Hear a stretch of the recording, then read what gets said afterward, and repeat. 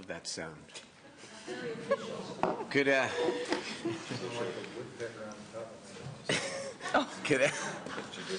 Good afternoon, everybody. Welcome to the Senate Rules Committee. Please call the roll to establish a quorum. Senators Cedillo, Dutton, Oropeza. Here. Oropeza here. Onestad? Here. Onestad here. Steinberg? Here. Steinberg here. We do have a quorum, and I believe Senators Dutton and Cedillo will be present.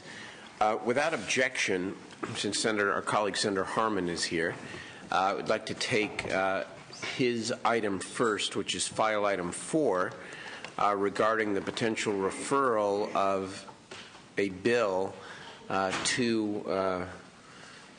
We're actually hearing the bill. We're actually hearing the bill. Yes, that's what I meant. Go ahead. Senator Harman. Yes, thank you very much, Mr. Chairman. I appreciate the courtesy of taking this first. I thank you for that. I am here today to present to the Senate Rules Committee SB 8X60, which is called the Jobs Protection Act. It will require that any bill that has impact on California's economy be sent to a legislative joint committee for the preparation of an economic impact report and hearing. And if the economic impact report of the bill finds that it will cost small businesses $10,000 or more to comply with the terms and conditions of the bill, or in the case of a larger business, $50,000 cost to that larger business to comply, then the bill would be placed in the suspense file.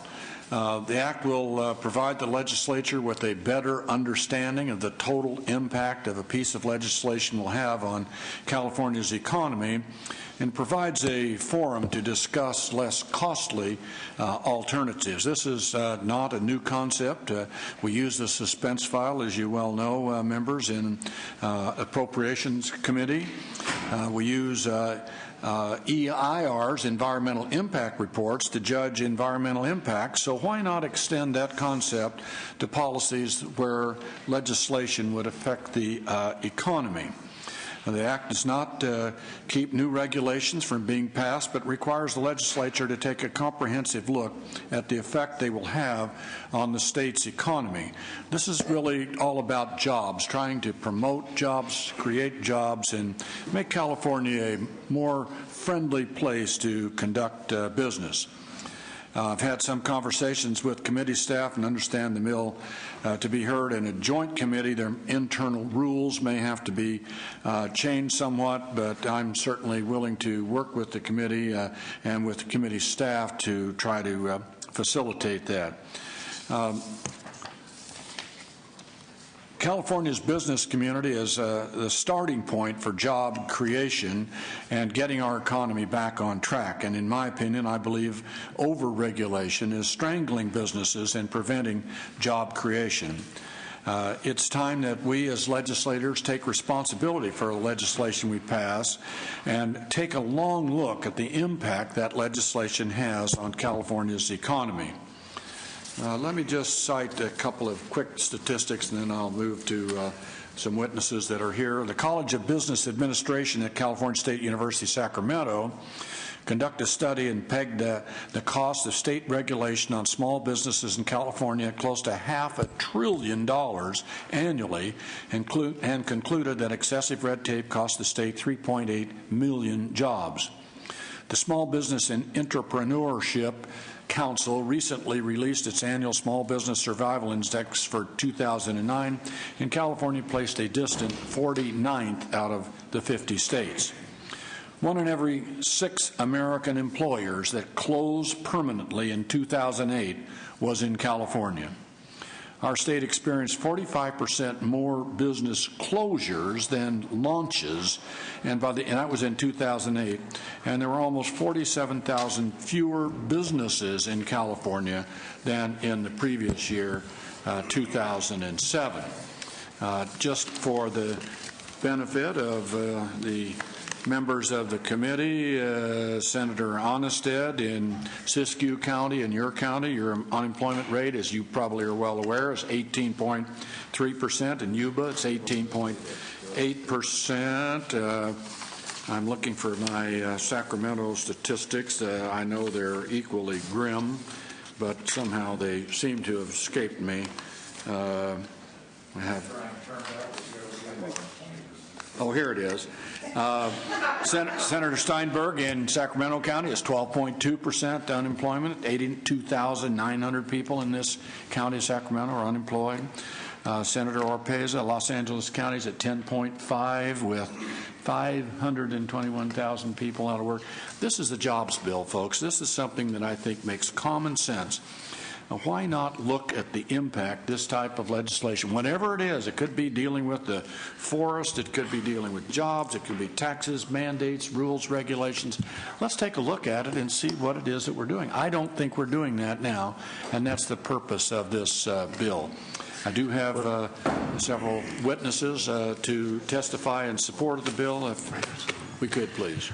We usually take questions from the members, and then, of course, we'll be glad to hear from members of the public. I'd like to ask a couple, if I might. And first of all, let me just say, Senator Harman, that your call for analyzing the economic impact of anything we do here is, in my view, right on. Thank you. Who could disagree in any way with that? I think the concern I have about this measure, and maybe this can form the basis of the conversation and some of the testimony from the witnesses, is whether it is necessary to create more government in order to analyze the economic impact of legislation. I'll be happy to address. Let me. I thought you were through, no, please, sir. That's okay. Because, what you're calling for here is sort of another layer, if you will, a joint committee, as opposed to the potential of saying, for example, that the legislative analyst with maybe a few additional resources ought to be tasked with coming up with a jobs estimate or an economic impact estimate of a particular piece of legislation, or the Appropriations Committee. And certainly, as the analysis points out, there's never reticence from either proponents or opponents of a particular bill to come forward and cite their views of the economic impact. So the problem, if you will, or the goal that you have is laudable to me, but I would like you to address, and your witnesses to address, why this is the way to go about accomplishing it. And the only other thing I'd say in that regard here, and I know you've introduced a similar bill in regular session, but the 8th extraordinary session, which is, what this bill's in, probably will close down tomorrow, in all probability. And so I just... Well, we could move this bill directly to the floor tomorrow and have a vote on it. I think we might need to refer to the joint committee first on jobs. I'd be happy to respond to your comments, Mr. Chairman, if Go I ahead, could, please.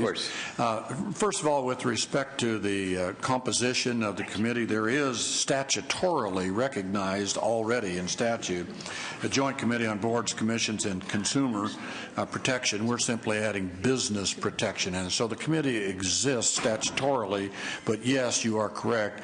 It has not been staffed.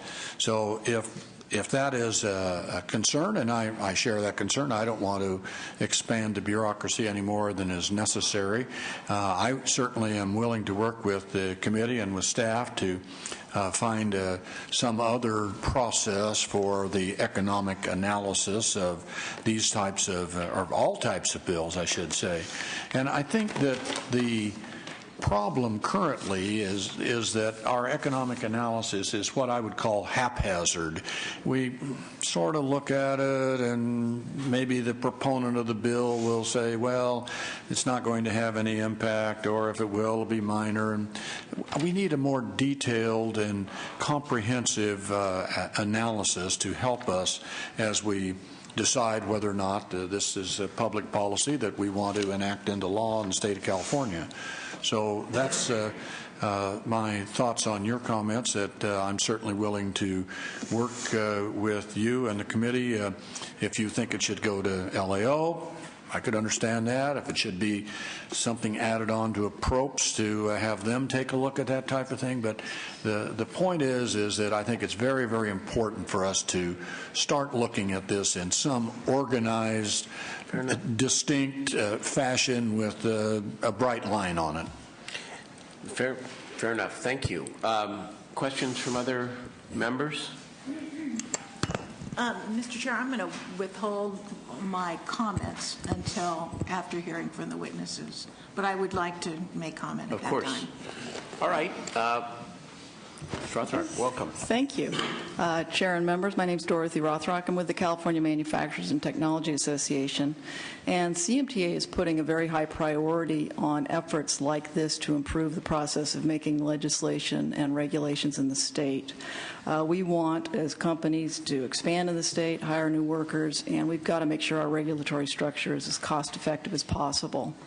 The reason why we like Senator Harman's ideas about a separate committee to hear and understand what the economic impacts of these bills are is that it would create kind of a discipline. One thing that was not raised was the idea of the suspense file, which would then allow the legislature to see the cumulative impact of all of these bills in one place and then make decisions about what the priorities are going forward in terms of how many of these bills do we want to come out in any particular year. That'll create an ongoing year-to-year-to-year understanding and kind of a sort of a consistency around how we analyze the bills. It'll make advocates much better at getting the information that this committee needs to make good analysis. Right now, you don't have any idea what I'm basing my testimony on when I say something's going to kill thousands of manufacturing jobs. And you are either going to take my word for it or not. The proponents of legislation that we may oppose are going to say their own opinions about job losses or economic impacts, but it's really not helpful to the decisions you need to make about good policy. And I think everybody should want the independence and the kind of expertise that a separate committee would bring. So I appreciate your listening to my testimony. Thank you very much. Thank you. Of course. Mr. Chairman and members, Mark Brigade on behalf of the California Chamber of Commerce. We also support Mr. Harman's bill, at least the concept that's within it. This is a concept that the Chamber has been speaking of now for about a year and a half. I know some of you, Mr. Chairman in particular, we've spoken with you guys about this sort of policy previously. We don't disagree, Mr. Pro Tem, with your comments that this is needed. I don't know that that the venue in which this is done is as important as actually making sure that this is done, making sure that the staff who do this are actually qualified to do an economic analysis as opposed to a fiscal analysis and impact on the general fund, but rather an impact on the economy of California. We'd also like to make sure that somebody along the line, some committee has as its sole responsibility an economic impact analysis, and that we all have the full data on that before there is an opportunity to vote on this. We also think that this policy and this process needs to take place before the floor vote. I wouldn't want to see this be something that takes place after the fact, but it needs to be something that takes place early on. We think with today's economic recession, the economy and jobs have to be the litmus test in which all legislation is based. And we think that this legislation by Senator Harman is a very good step in that direction. I want to ask you a question, if I may, in terms of how you see this analysis, and I want to give a hypothetical. Mm-hmm. Well, let's suppose there is a bill to raise a particular industry-specific tax to fund higher education. Would you support or believe that that economic analysis ought to include not only the potential jobs impact of that industry-specific tax, but also the positive economic impact of people getting college degrees and being more marketable out in the workplace? And I ask that question because, and respectfully, we're friends and I have a great respect for the Chamber of Commerce, but, these discussions in these kinds of rooms, or I should say more outside of these kinds of rooms, are all about this is a job killer.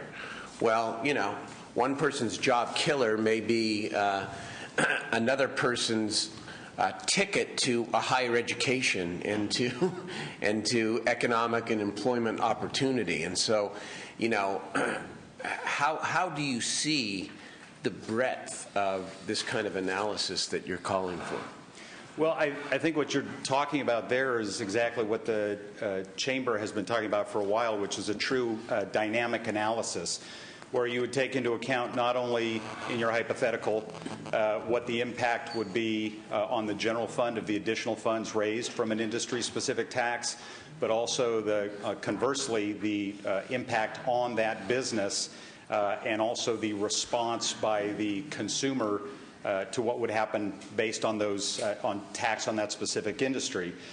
And I think the Chamber is a large supporter of education, especially secondary education. I think we also want to take into account that when you're doing that analysis, if there are jobs lost because of a business's decline or a business's choice to leave the state, that once you're educated, if you don't have a job to go into, there's still an issue there. No, but it's important. I'm going to not try to, digress too much here, but I do think this is important because I think this is a valid topic and one that we should keep talking about. But you didn't, Mark, quite answer my question, which is that you said that it is valid to look at the impact on the general fund, yes, but also the impact of the job loss as a result, potential job loss as a result of an additional tax on a particular item or industry. Fair enough. But it's the other piece of it that I want that the advocates to grapple with here. Would you also think it is appropriate for the ledge analysts or the Joint Committee or whoever does this to look at the economic impact? Well, it's not. It can be short. It can be either short-term or long-term. But the economic impact of putting another, pick a number, $500 million into the University of California or the community college system, and what that means for jobs and the economy. Because otherwise this stuff becomes, it's a political thing, and it's a philosophical thing as opposed to a holistic and empirical thing. Well, and let me comment, we do support that being part of an economic analysis. What I do want to highlight as well is that if you tax a specific industry and that industry chooses, based on that tax and because of the economy of the state, to leave the state taking jobs with it, then we have to be able to weigh how much is brought into the general fund versus the lost jobs. Well, Here you go with the general fund again. That's not what I'm talking about. I don't think you're going to get an answer from this witness. No, Oh, wait a minute. That's not true either, because that's just not true. It wasn't on You point. can't just look at one little aspect of this. That's You got to look right. at the whole That's thing. exactly I agree with what you're That's my saying. question. But their whole point is He's not exactly the saying that. case too. one at a time. One at a time. One at a time. We'll Well, keep I it don't civil, wanna- I and you're don't doing a fine job, and we're this is the kind of discourse that should happen around here. Okay. But all this. There you go. No, but I think Senator Oropeza, though, is correct in that, again, I have asked it twice, and you're not answering the particular aspect of the question. I'm going to grant you, for the sake of argument, raising the tax might reduce jobs, jobs leave the state, those aren't jobs. Okay. We'll also grant that there's an impact. We might disagree on what that impact is on the general fund. I say more revenue. You might say less revenue because you have less of a tax base. But I'm asking you a different question. Should the analysis include the impact on the economy if that money is taken from the higher tax and put into higher education, the positive economic impact of that particular decision? And that's the answer I'm looking for, whether the scope and the analysis should include that or not include that. Well, again, let me answer what I think you're asking. I think that there should be an analysis that would give you the cost benefit of having more educated Californians versus having fewer jobs and potentially less money in the state, which is the way we would look at it. But I think that having better educated Californians is something that the Chamber of Commerce has supported. Where we differ, and I think it should be part of the analysis, where we differ is, do we educate more Californians by running business potentially out of the state? I'm not sure those are the only Mr. choices. Chair, Senator Arpeza. Mr. Chair, you are not. This is a difference in perspective that I don't think. It is very difficult to grasp if you're on the other side, and I don't think, respectfully, that we're going to get a response that is recognizing that education contributes to the economy. I didn't hear it. I don't think we're going to hear it. I hear that the Chamber supports education, and I appreciate that. But the recognition that this contributes to the economy is something that we're just not going to sort out today, I don't Probably think. or not. But I wanted to raise it just Well, because if I could be heard on this issue, Senator and Senator Arpeza, I will answer your question directly. I think yes is the answer. That analysis should be in the economic analysis, and it's very critical. And let me just show you. Pardon me? How far out do you envision this analysis? And then do you envision that it would have a planning component to the analysis, or a planning component to the proposed legislation?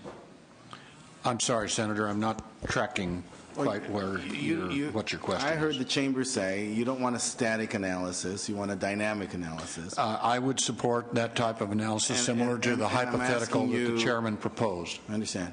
And then now I'm asking you, how far out do you want to look? I'm not prepared to answer that. I'm not an expert in it, but I think it should go out quite a few years. And, we have students. It should have a planning component. We have students that are college students, and 20 years from now, 15 years from now, they, may be making $500,000 a year and paying a lot of money in taxes. If that's the type of analysis you're looking, what's the economic impact of having a higher educated society in the state of California? And it's substantial. It should be. They stay in California. But let me just draw a parallel to this, Mr. Chairman, if I could. So before that, you want to make an effort at my questions? Yes, sir. So one is, so you don't have an answer on how far out the analysis should go. And I would leave that to the experts. It's because I don't know. Okay. And the second is there a planning component to this analysis? I'm not sure what you mean by a planning component. Could you help me a little bit what you're looking for? The Chamber says that you would have an analysis that says, well, here's the impact if you raise taxes on a manufacturer. Right? Yes. And so we don't know how far forward we're going to look to see the full cost-benefit analysis of that, from your words. The second part is, there some, in the analysis, is there some, will you anticipate some directive or some counsel, some guidance? Well, there's a threshold limit, Senator Cedillo, of $5,000 cost to a small business or $50,000 to a large business. If it's going to cost them, in the case of a small business, $10,000 to comply with the new legislative mandate, regulation, tax, whatever it might be, then that would meet the threshold, and the legislation would be put to the suspense file and then would be considered by the committee when all of the bills are considered similarly to the way we do it in appropriations. We have, oftentimes hundreds of bills in appropriation, and just some of them get out because all of them can't get out. So it would be sort of a similar process. And so they get out based on complying with some criteria? No, it would be up to the committee. Be up to the committee to decide, similar to the method used in appropriations would be my vision of how it would work. Okay. Let's hear from the other witnesses. Thank you, Mr. Grant. Appreciate it. Thank you, Mr. Chairman, members of the committee. I'm Michael Shaw with the National Federation of Independent Business, representing about 20,000 small businesses here in the state of California and about over 300,000 nationwide. We agree, having a legitimate quality cost-benefit analysis looking at a extended period of time is very beneficial. We're encouraged by action by a number of legislators recently to introduce bills that are looking at the issue of oversight, looking at the issue of accountability and economic analysis, because as does the Appropriations Committee look at the impact of bills to the general fund and other funds. We believe that the impact to the economy is something that deserves consideration, and very much appreciate the Chairman's comments earlier.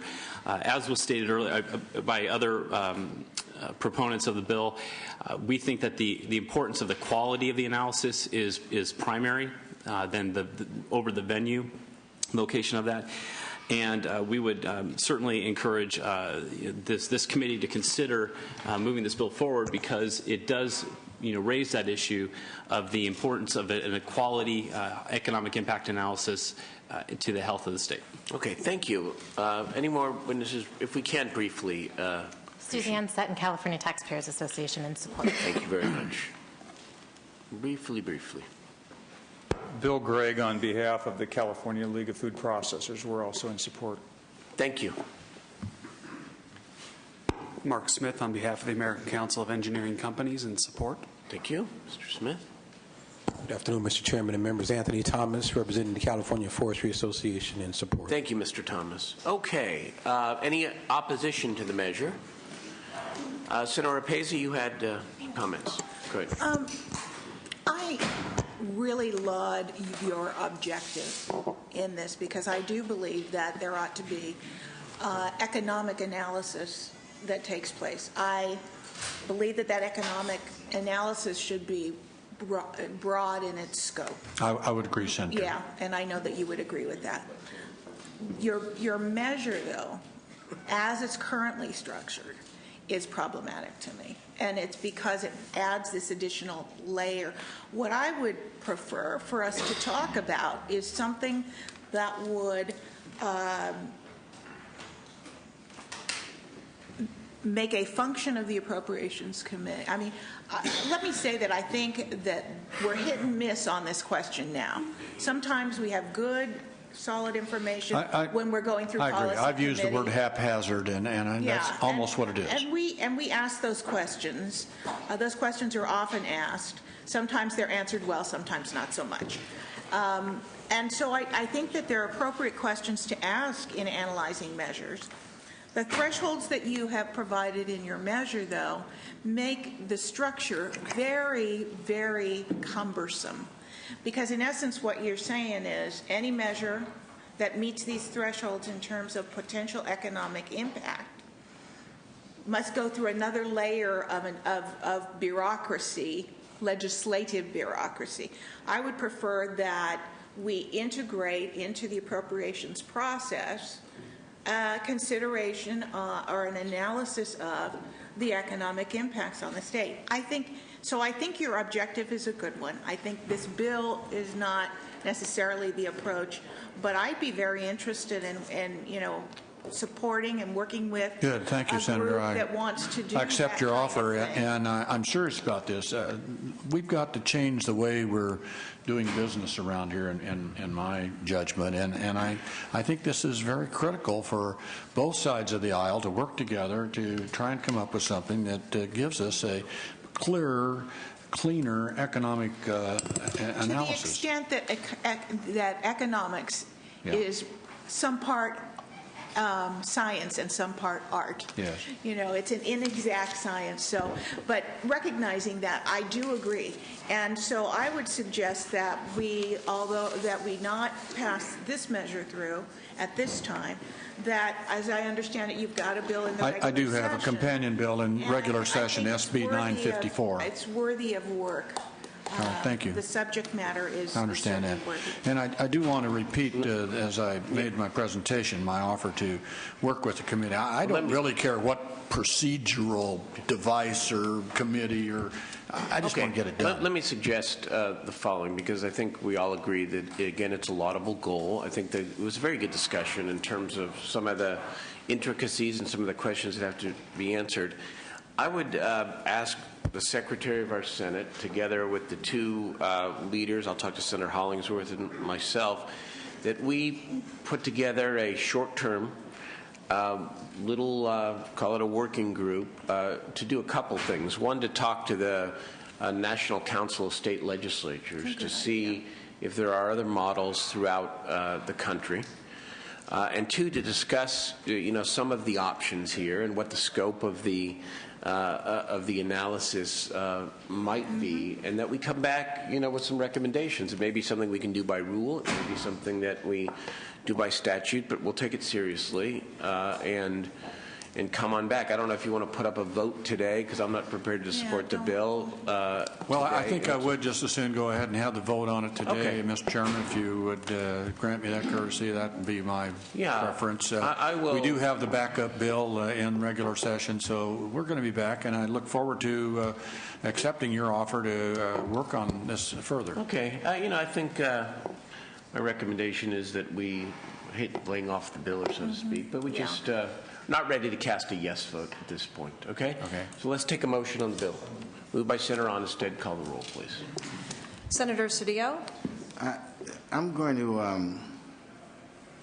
vote no on the bill. I'm concerned that we haven't quite met a threshold, both one in process. It just seems kind of, I'm not quite sure yet I know what the broader problems, societal, economic problems you want to solve, but I'm not quite sure that we're lacking that information, that data within this body. And I think that was your first question, Mr. President, that we seem to have those resources, and they seem to be abundant for us. I think we're lamenting political choices that Democrats make distinct from Republicans, but that they are not for lack of information. And so I think the choices we make are choices that reflect the distinctions of the political parties and their viewpoints, not a lack of information. So in that sense, I think the bill is inadequate. I did hear the chamber talk about us moving from a mere fiscal impact analysis, but I would note that the fiscal impact analysis is legally binding for us. We have a constitutional obligation to meet this fiscal analysis. The economic analysis, economic impact, is not binding on us. In fact, it's, I think, probably a bedrock of our economic system. It seems to me, I was a little intrigued by these efforts to, through the legislature, dictate almost the direction of the economy. Through legislation, it seems like we're creeping towards some socialism here. I mean, I find it a little odd that we want to move towards directing the government about how to make its decision as it relates to the economy. I appreciate the cost-benefit analysis and the dynamic analysis, but as I said, I didn't quite hear the case made for us lacking in that information. We were missing a very important factor, and it may be one of what is part of this debate, is the private sector versus the public sector. And I know that you do have a sincere concern that jobs are leaving and that there's no point in educating workers who are not, for which there are not jobs. But I am really concerned today in California that we are importing nurses with unemployment. And that's a question of commitment, investment, and education. I am concerned in California that we import engineers and doctors, that we are not investing as other leaders have. I know that there is a concern and a belief that our taxation policy somehow chases jobs from California, but I am concerned that when I got here, and we were the 5th largest economy in the world, and we had revenue 100 and more in billions of dollars. Today we're down to 80. The argument would seem to follow that since we have less taxes and we're spending less, that somehow we would have more job creation, but you argue and seem to demonstrate the opposite. So I'm not quite sure that on the substance of the bill also that this is the solution. So I am also casting. Senator Harman, we're not going to have you respond. Okay, we're not going to. The members get a chance to say their piece. Senator Onnested. Senator Harman, we've heard a commitment from all 5 members of this committee to continue to work on your companion Bill 954, I believe. Yes, sir. The 8th extraordinary session shuts down tomorrow. Whether we vote this up or down today, it's going to die. The only points that could be made by proceeding with a vote would maybe construed as political.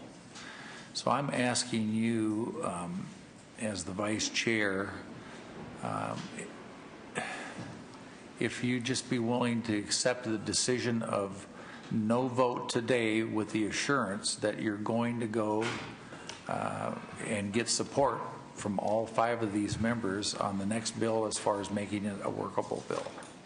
Well, I think that's not a bad suggestion, Senator Onnested, as long as I have a... It was a bad suggestion when I made it.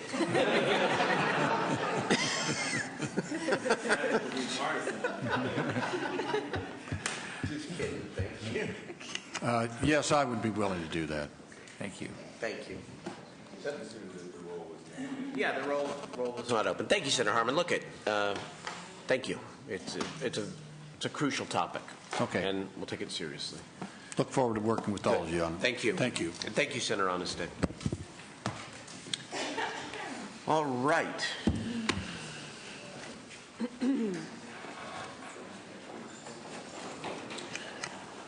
Right now, we're going to take up governor's appointees appearing today. Jonah P. Froelich as the Deputy Secretary of the Health and Human Services Agency.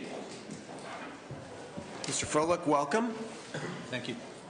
Tradition of the committee to give you the opportunity to introduce family or any special guests you have with you here today. Please feel free. Sure.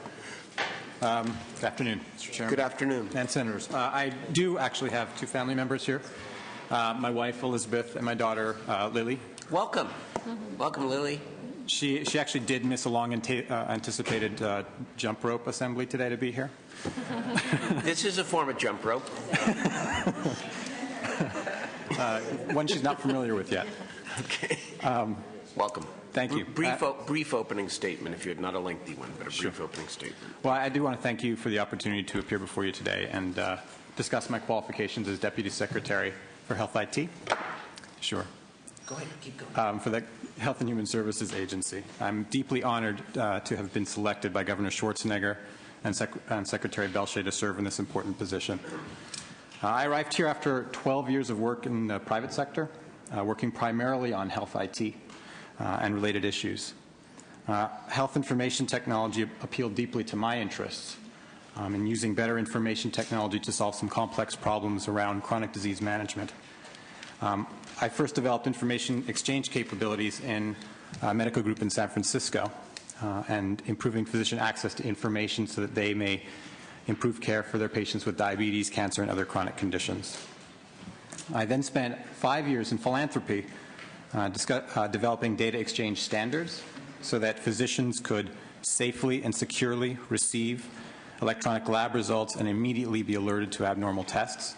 And I supported initiatives to promote electronic prescribing so that illegible handwritten prescriptions could be eliminated and thereby significantly reducing medical errors. I witnessed firsthand just how hard it is to implement and install electronic health records and health information exchange in community clinics and in rural primary care practices.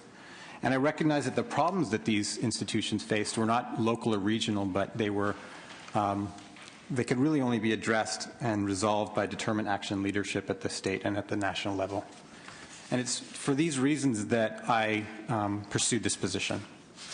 My goal is to put California on a successful path that will ensure all patients and providers can safely and securely access information and appropriately share it with those who need it, and to develop and support policies that will ensure that meaningful use of electronic health records improve the health and well-being of all Californians.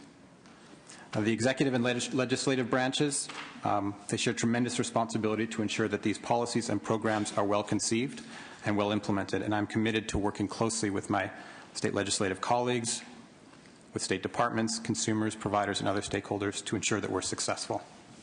So I believe strongly that we can't accomplish these goals and policies unless we support an open, transparent, and inclusive process that promotes collaboration and engenders trust, and I've articulated these goals, objectives in the open process I've already established in my written testimony to you.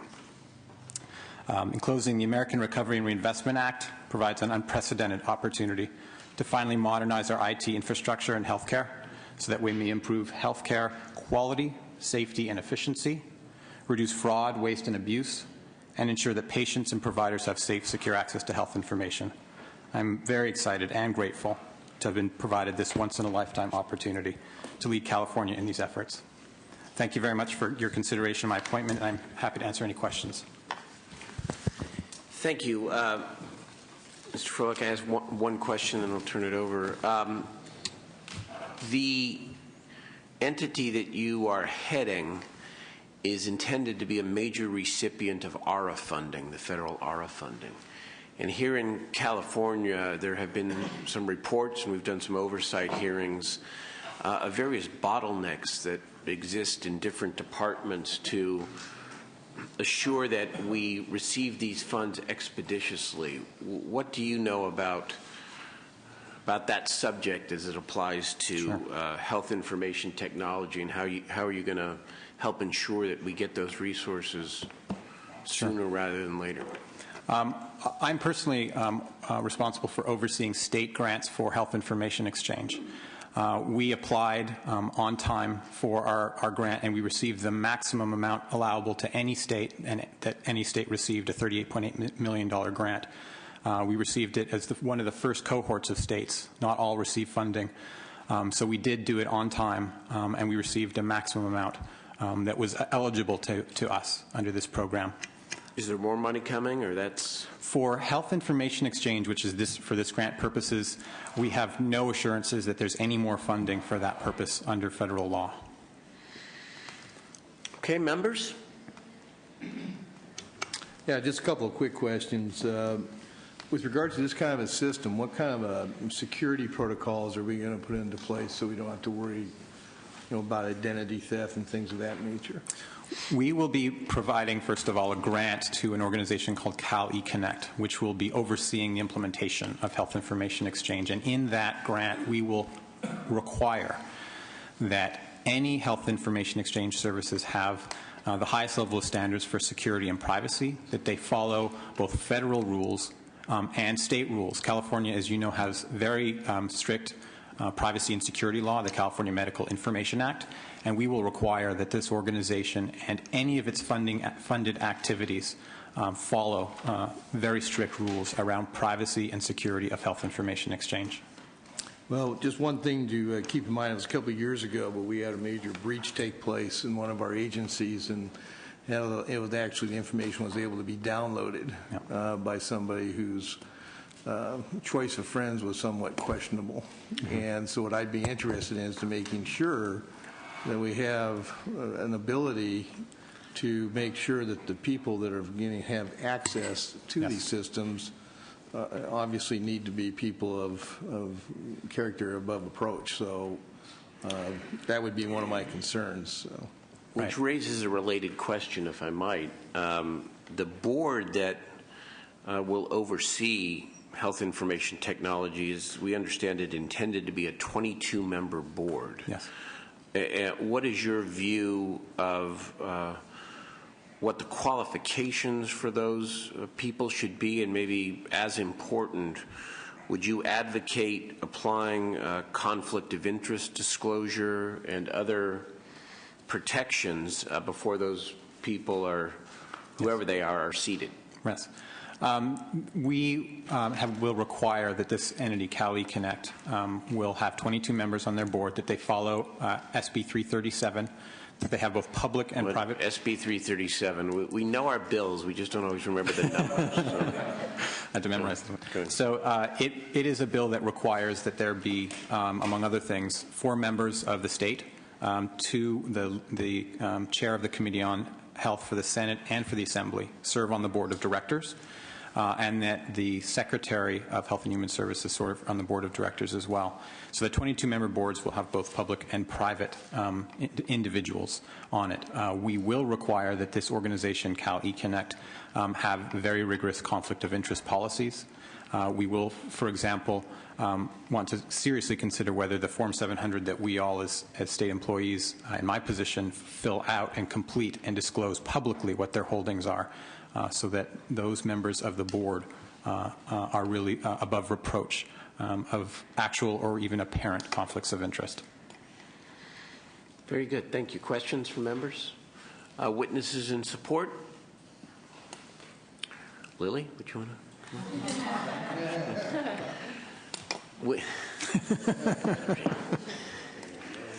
No way. Witnesses in opposition? Okay. I think you're well qualified for the position, but I'm going to recommend that we don't take any votes on nominees today, and that we stack them up a little bit, and next week or the week after we'll take votes. I know that the deadline is when? April 23rd. We'll be cognizant of that date as we proceed, but you don't have to come back unless you want to. And we'll take up your matter in due course, okay? Thank you, Senator. Mr. Froelich, thank you very, very much. Appreciate it. Appreciate it. I want to take just 2 minutes, a 2-minute break. Is that okay?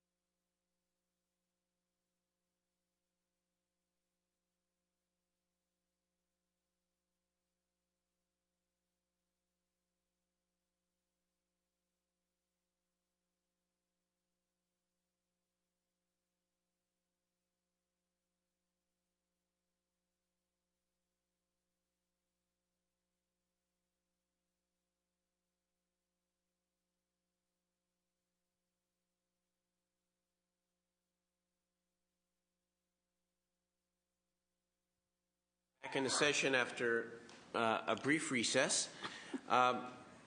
Next is Sharon Runner, who's up for confirmation as a member of the Unemployment Insurance Appeals Board.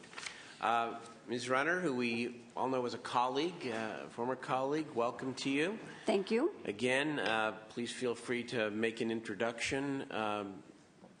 Where did she go? Senator Figueroa is here to support me, one of my colleagues today, and you all know her. Welcome back, Senator Figueroa. Thank you. I thought she left. It's great to see you. Please feel free to, again, make a brief opening statement, and then we have some questions. All right, great. Well, good afternoon. I thank you for the opportunity to be here today. I've served with all of you on this dais and here at the Capitol, and you know me personally, so I don't need to go into my background. I do have a prepared statement. I'll be brief. I feel like I'm presenting a bill here.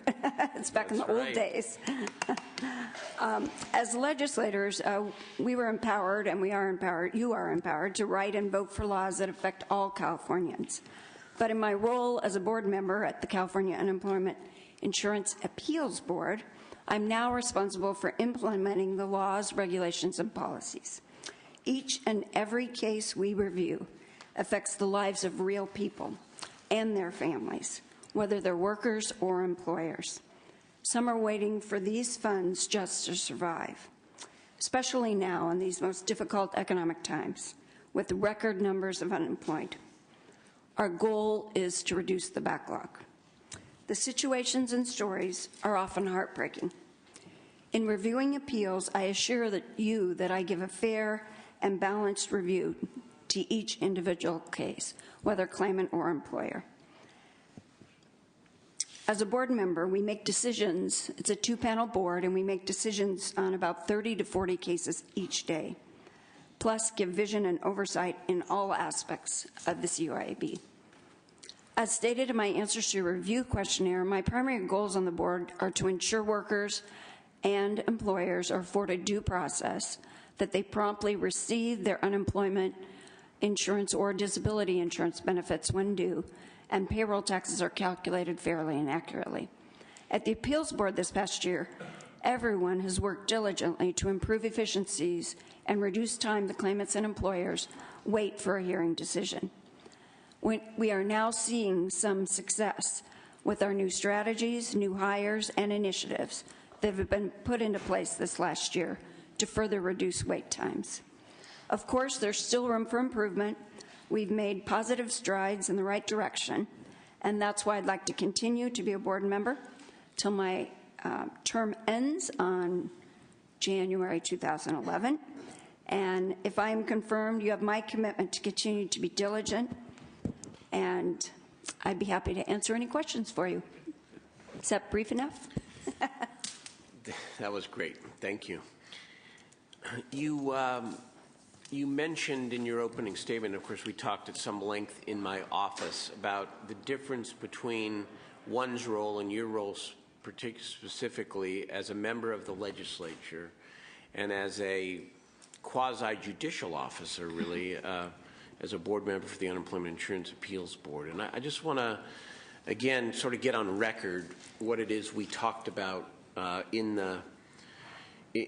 my office.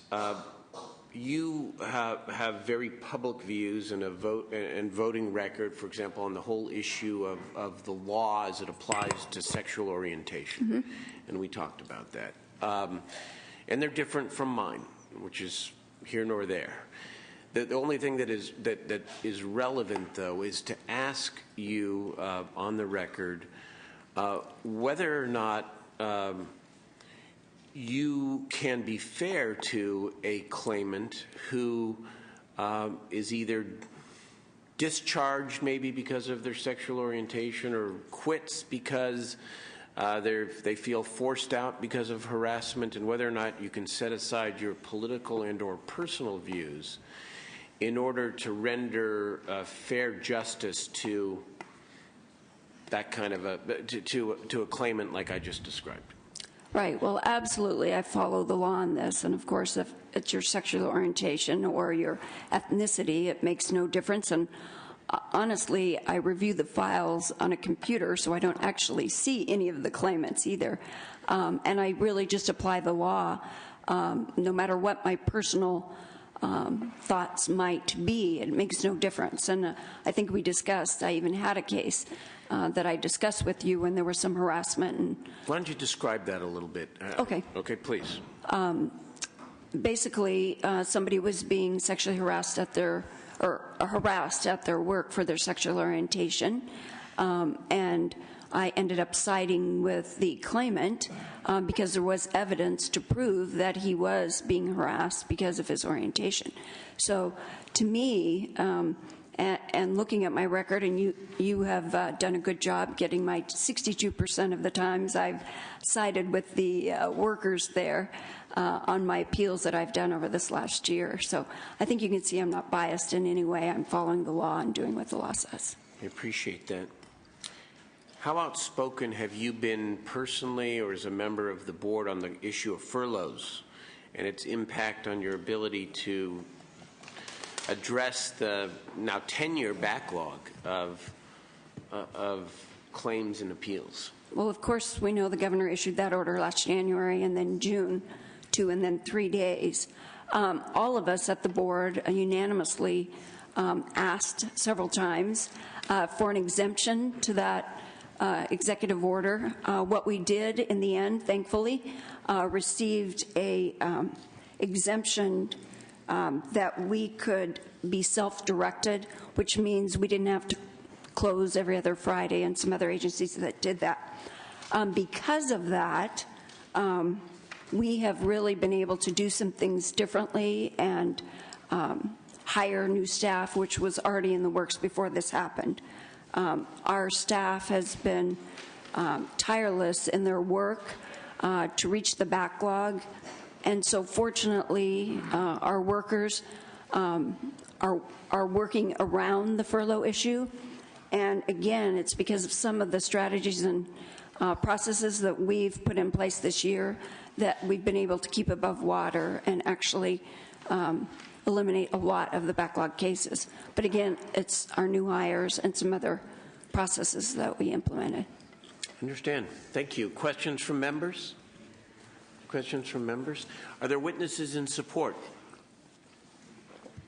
Witnesses in opposition?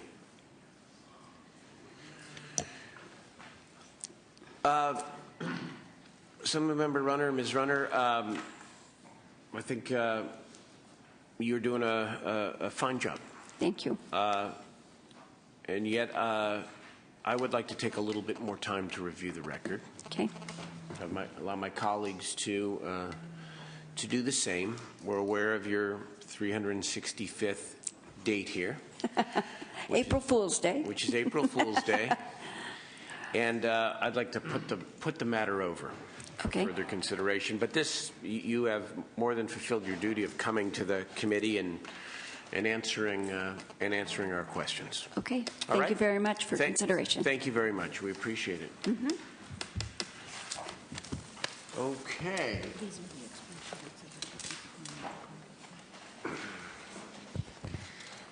All right. The next item is gubernatorial appointees subject to confirmation but not required to appear. These have expiration dates of the 23rd of March and the 20th of March. We are not meeting as a committee next Wednesday. So I'm comfortable with moving these two to the floor and then considering them further before we take them up on the floor. So move for items 3C and D, Ms. Marlon S. Evans and Charles L. Gehagen as members of the Commission on Teacher Credentialing. Moved by Senator Onnested. Please call the roll. Senator Cedillo? Aye. Cedillo, aye. Dutton? Aye. Dutton, aye. Oropeza? Oropeza, aye. Onnested? Aye. Onnested, aye. Steinberg? Aye. Steinberg, aye. All right. Thank you very much. That passes 5-0. So we've got now items 5, 6, 8, 9, 10, 11, 12, 13, 14, 15, and a walk-on item. 12, 15, I'm sorry? They're separate. Okay. 12 and 15. Okay, so let's take up. Can I also make a comment on 5? Of course. 5 is the schedule. I polled our caucus regarding a Monday noon start, as we've heard may be proposed, because of decreased airline flights on Monday mornings. Several members of my caucus requested if we could just keep Mondays at 2 o'clock. Well, here's the way that we've thought about it, which is that in the early months of the session, 2 o'clock is fine because the press of business isn't so great.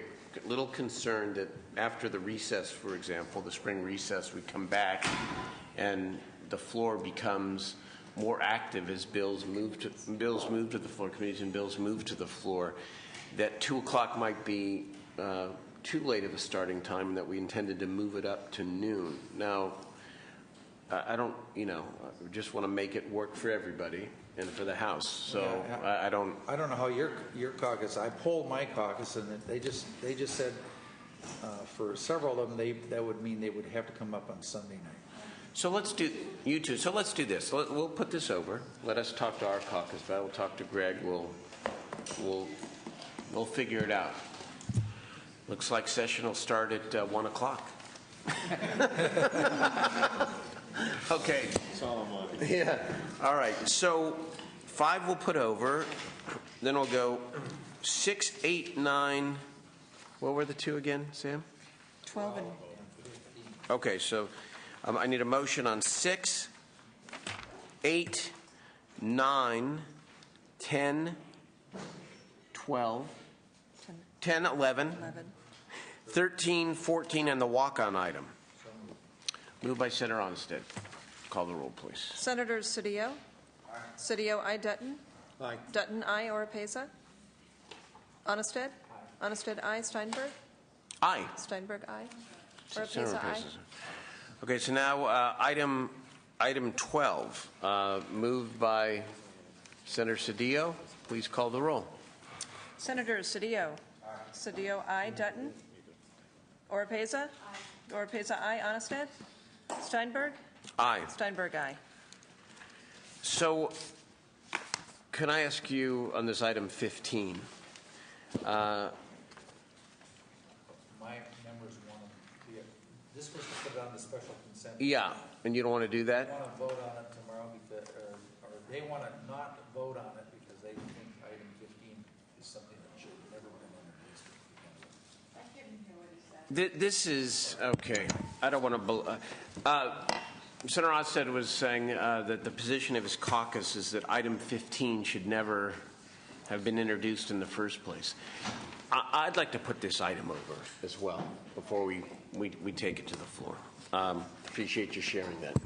Okay? I would too, only because I've been starting to research the website and stuff. And our members may want to take a look at some of the things that probably wasn't known before. There just may be some things there that you want to take a look at. So. Are you talking about 12? No, I'm talking about 15. Oh, yeah. We're putting it over. Okay. Is there anything further to come? Oh, we do. We have executive session. Okay, the regular session is in